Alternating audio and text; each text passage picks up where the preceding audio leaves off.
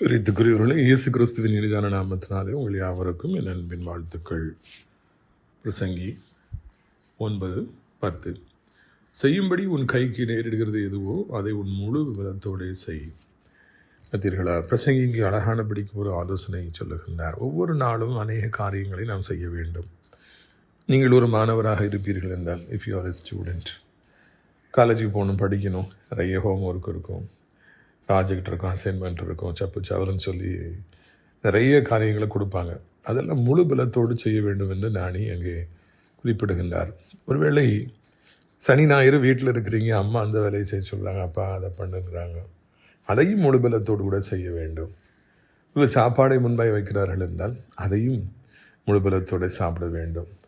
ஏனென்றால் இன்றைக்கு சத்ருவானவன் இதை செஞ்சு உனக்கு என்ன கிடைக்க போகுது, அதை செஞ்சு உனக்கு என்ன கிடைக்க போகுது என்று சொல்லி தாம் செய்கின்ற வேலைகளிலே ஒரு சடைவை ஏற்படுத்த முயற்சிக்கின்றான்.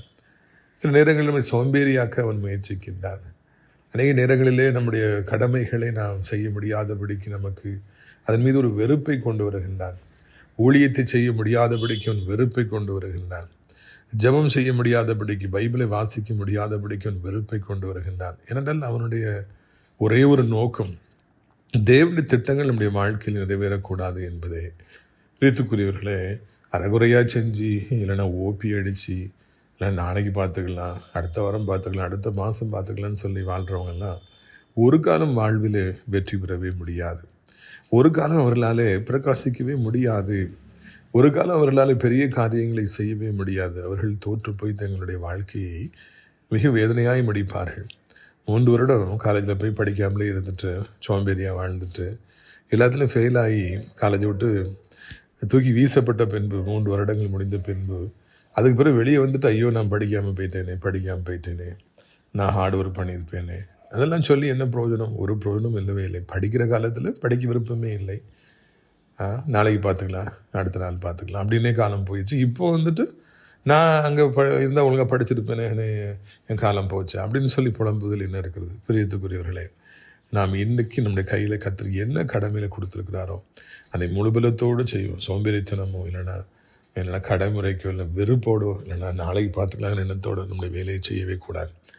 நம்ம ஜெபிப்போமா?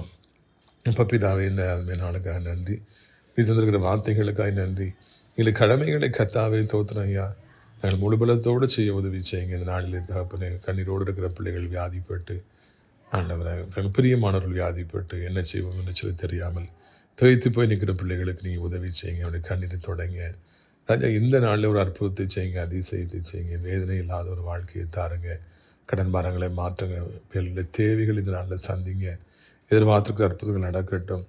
நீண்ட காலமாய் காத்திரத்தில் முடிய பண்ணுங்க. இயேசுவின் மூலம் ஜெபிக்கிறோம் நல்ல பிதாவே, ஆமென். ஆண்டவர் இந்த நாள் முழுவதும் உங்களோடு இருந்து உங்களை ஆசீர்வதித்து நடத்துவாராக, ஆமென்.